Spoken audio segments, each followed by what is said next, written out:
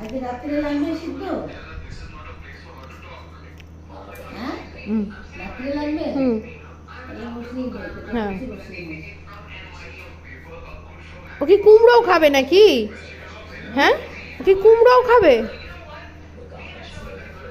হা করে তাকিয়ে আছে, দেখো মা। ভগবান, ভালো লাগলো। আলুটা লাল আলুটা খাবে কেন? লাল আলু কেন?